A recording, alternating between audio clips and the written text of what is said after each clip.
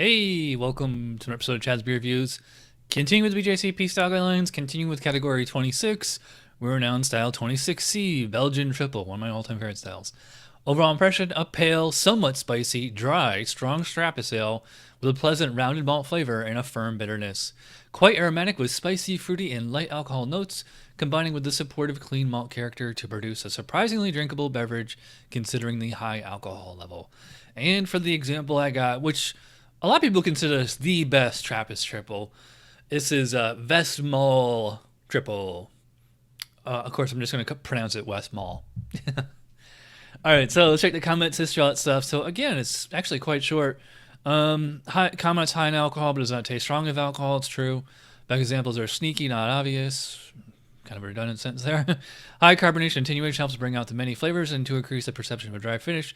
Most Trappist versions have at least 30 IBUs and are very dry, traditionally bottle conditioned, originally populated by the Trappist monastery at Westmalle. Okay, so this is the progenitor of the style. So let's just give it a 50 and call it a day. Characteristic ingredients: pilsener malt, Saaz type, Styrian Goldings hops, Belgian yeast esters, obviously. Those that produce fruity esters, spicy phenolics, and higher alcohols, often aided by slightly warmer fermentation temperatures. Spice additions are generally not traditional, and if used, should be background character only, fairly soft water. If spices are used, then it should be a 30A, not a 26C, in my opinion. Style comparisons may resemble a Belgian golden strong ale, but slightly darker and somewhat fuller bodied, with more emphasis on phenolics and less on esters. Again, if you don't know the difference between a phenol and an ester, how to brew, or Charlie Pazian books are your friend to explain that. Look at our vitals: 20 to 40 IBUs, 4.57 SRM. Look at our gravity, pretty high, pretty high starting, pretty low finishing, and 7.59% ABV. All right, so with no further ado, let's get into the Westmalle Tripel. Well, I'm getting a sweetness. I'm getting a lot of things here. I'm getting, banana, clove. Get a little bit of like a honey on here. I think it might be a little bit of oxidation. I don't know how old this bottle is. I mean, it's not super fresh, obviously, but it does have a little bit of a spicy kind of thing going. I mean, it's not like rye or like peppercorn or something like that. It's just like a general kind of spice.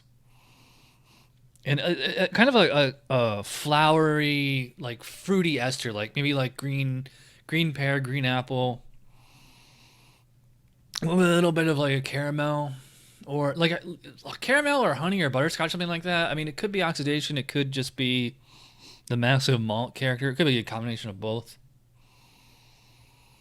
But yeah, so it's fruity. It's a little spicy. It's a little sweet. As far as the alcohol, if it's there, it is not staying out at all. It's not like, and this is what, 9.5? Yeah, 9.5 strong beer, no alcohol at all, which is the signature of the style. All right, so let's check the specs on aroma.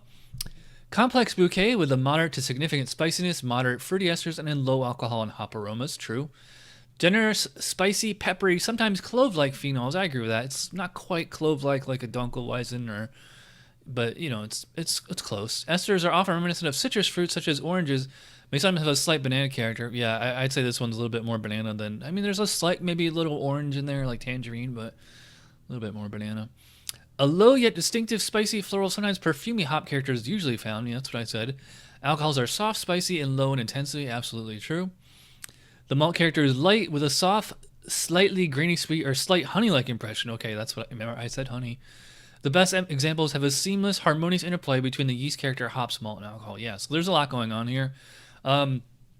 It's really, really good for the style. I think it's just a little old. I think it's lost like a little bit. So instead of a 12, I'm gonna go 11 on aroma here. Appearance, well, I mean, triple. It is like a little bit more of an orange than like a straight gold. I'd probably put it about 7 or 9. Yeah, it's about maybe even. Actually, it's like 9 dead on. So 7 to 9 SRM. It's a little hazy. Got a little bit of the yeast in there.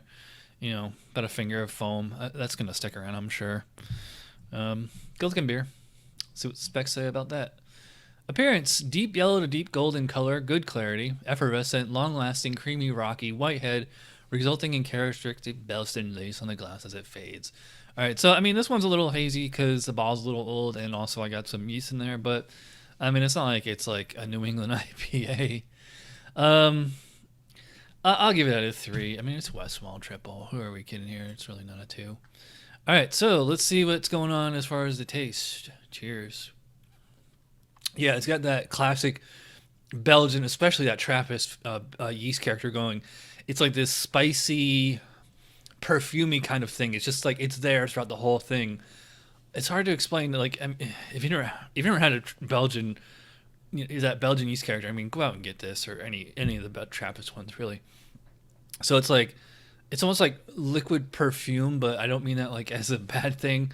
So it's like this peppery, spicy kind of sensation, flowery, um, sweet kind of, a little bit like an orange peel kind of flavor up front, and then there's like the spicy phenols that kind of linger on the tongue. The actual bitterness is, I'd say it's fairly low. It's not like a super bitter beer.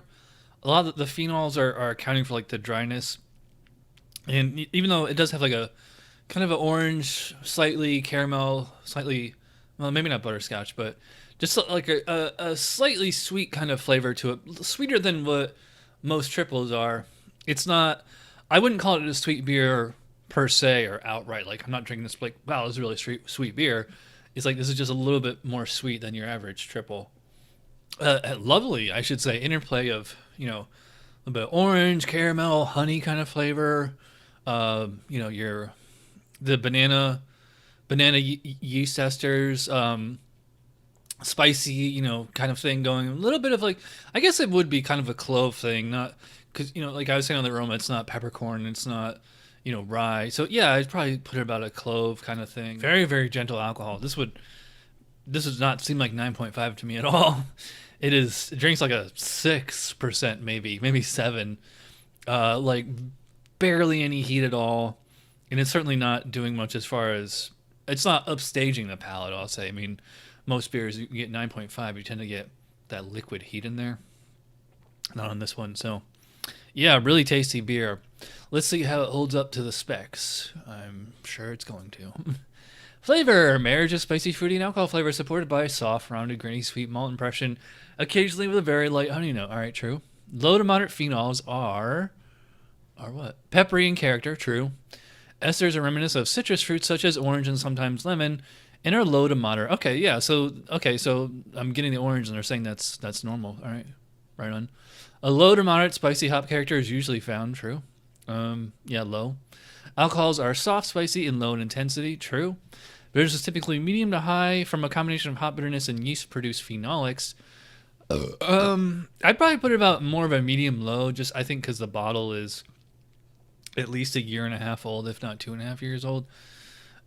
Substantial carbonation and bitterness lends a dry finish with a moderately bitter aftertaste, with substantial spicy, fruity yeast character. True, the grainy sweet malt flavor does not imply any residual sweetness. Yeah, so it's, even though it's like kind of sweet up front, a lot of that just could be from oxidation, the age of the bottle, but it still finishes like bone dry. It's not like it's like a sweet like barley wine aftertaste or anything like that.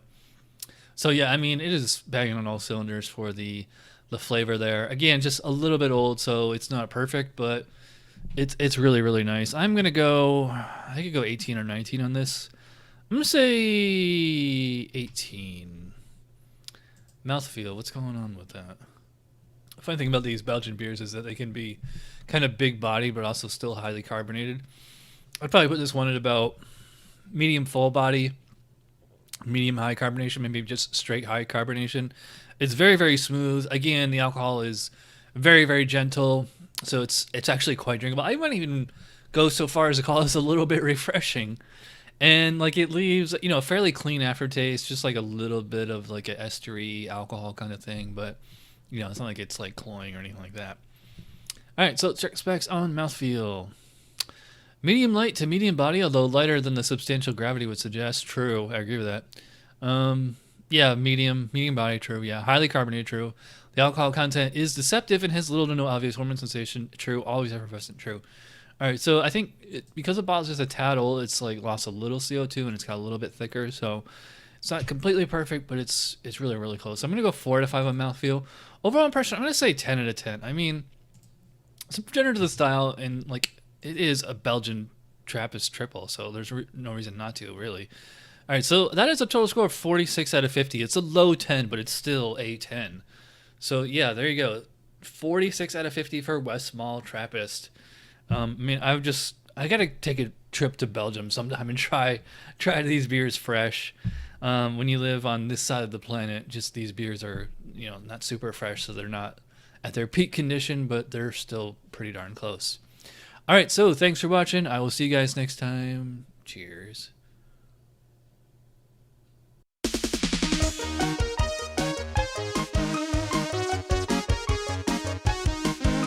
Somebody brewed it, Chad just reviewed it. Thanks for watching Chad's Beer Reviews. Trust me, the next episode will be a lot better.